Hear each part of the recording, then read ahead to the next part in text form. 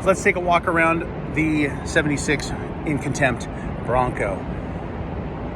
And by the way, for more information on it, you can email lot453bronco@gmail.com. You'll get an automated email that's going to give you 2 links. One link is going to be to the YouTube channel with over 30 videos, and another link to hundreds of photos for the build. So here's the setup. Let's take a walk around, spend a little bit of extra time.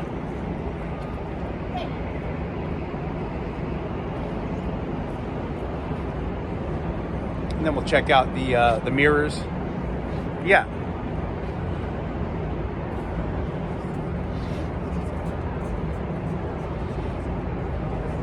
There you have it. She's clean. Now let's go down low.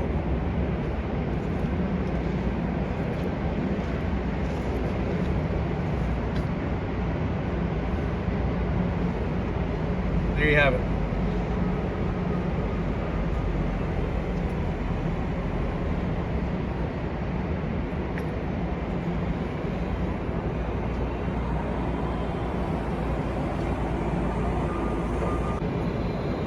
Here it is, lot 453, 1976 Ford Bronco.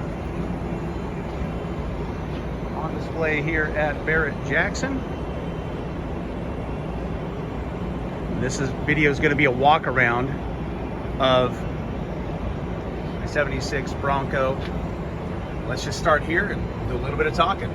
So the entire Bronco is rebuilt, restored, massaged, customized, painted, powder coated, Raptor lined, tinted Raptor, etc., etc., etc. We've got a 351 Windsor, board and stroke, 410 cubic inches, fully balanced, probe pistons, comp valve train, MSD ignition, Edelbrock aluminum heads, Holley Sniper fuel injection, power brake disc brake booster up front here, auxiliary dual cooling fan setup with AN fittings going to the transmission for auxiliary transmission cooling. Got a large Tom's off-road aluminum radiator, dual fans, a pusher and a puller, Dana 44 front end, Chevy disc brake conversion, DOM Heim joint steering from BC Bronco, 5.5-inch lift, 5.5-inch Wild Horses progressive rate springs, cage extended radius arms with cage dual shock and shock hoop. Looking at the mirror down below, got extended radius arm connected to the Dana 44 front end. Comes back here. All these grade 8 bolts on the underside are new. Every bolt that goes through the frame has a 120 wall welded in place crush sleeve that goes completely through, welded to the frame that every bolt, grade 8 bolt, goes through. Back to the mirror. Deep sump B&M pan to the Transcraft built C4 automatic. For that build information, when you send an email to lot453bronco@gmail.com, you're going to get 2 links. One for the YouTube video channel, and the other one is for documents to include the information and the hard components that are throughout the entire build, to include the transmission and transfer case Dana 20 twin stick built by Transcraft, Reno, Nevada. Front driveline is a high angle driveline built by Jess over at High Angle. We've got a Wild Horses heavy duty rear drive shaft coming out of that Dana 20. Back braced, large bearing, 31 spline, Ford 9-inch, 411s, front and rear. Whew, say that 10 times fast. 11 pack Devers complement the 5.5-inch lift. There's the mirror again, the back braced 9. Drum brakes here in the back. Large capacity gas tank. There's your label. Cage, shocks out the back. Coming back to the body, got an 8-point cage. Dual swing away bumper. Holds the matching 35-inch tire, and these are Razor Maxxis Razor MTs. And they are 35, 12, 50, 17s. Some custom stuff that's been done here with this dual swing away bumper. Holds 2 gas cans or 2 5-gallon containers, an ice chest. You've got rear seat, fire extinguisher equipped. Going back to the undercarriage, you've got a heavy duty Heim joint DOM traction bar that is lower than the rear drive shaft ever so slightly, and also parallel to the rear drive shaft. Keeps these wheels planted, and then when you step on it, it plants hard.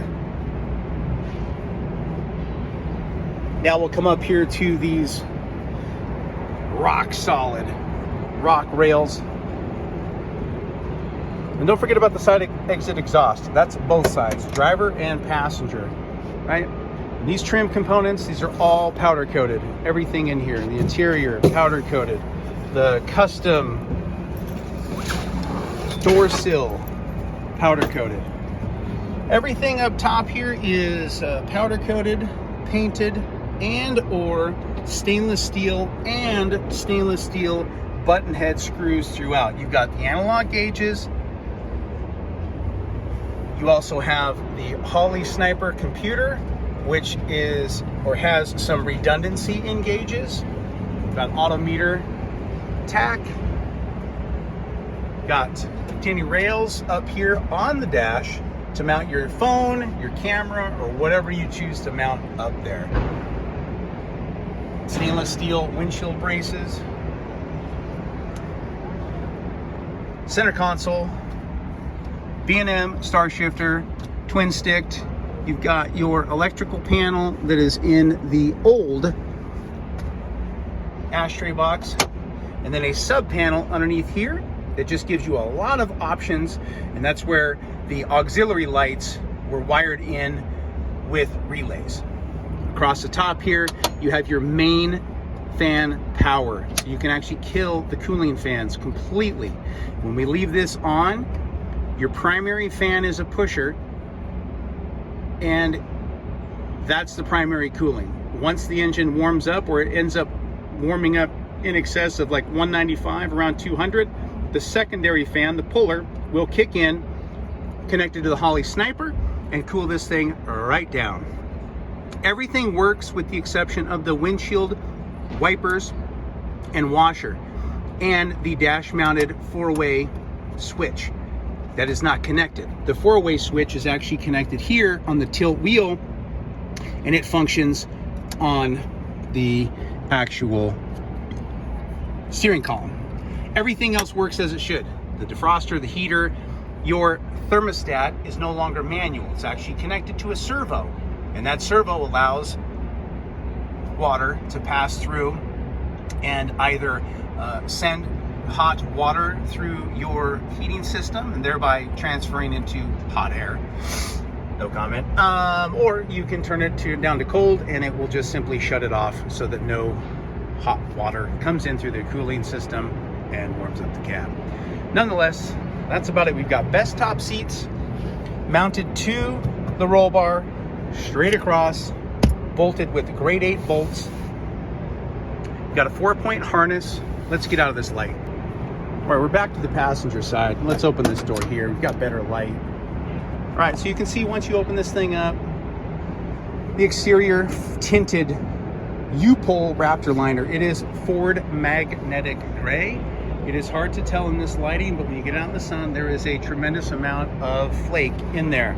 It is a Ford magnetic gray color with none of the binders, just the color added to the U-pole tintable Raptor liner that was shot with a Schutz gun and then thinned 20% per the manufacturer instructions, and then additionally shot several times with an HVLP gun. Just some of the fun things going on here with the Bronco. Okay, there's all of your switches. There's your rails. There is your tilt wheel. There is your center console. There's your storage.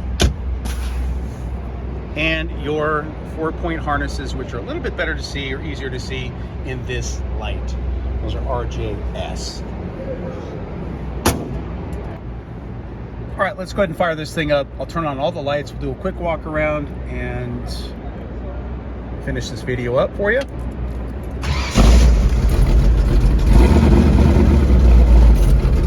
right, so let's get the headlights, the auxiliaries, and the flashers.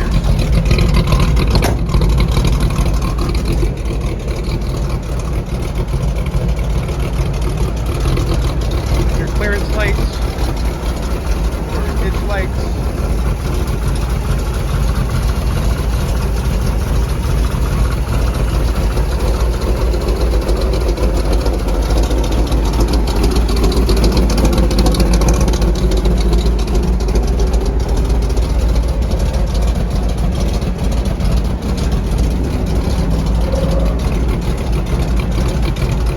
There you have it. Now with the Holley Sniper, that idle will come up to operating, once it gets operating temperature, that idle will come up to exactly where you got it dialed in. Otherwise it idles a little bit low. You can make that adjustment with the Holley Sniper and bump that up even when it's cold. Lots of adjustment here. The thing runs like you know what. It runs amazing.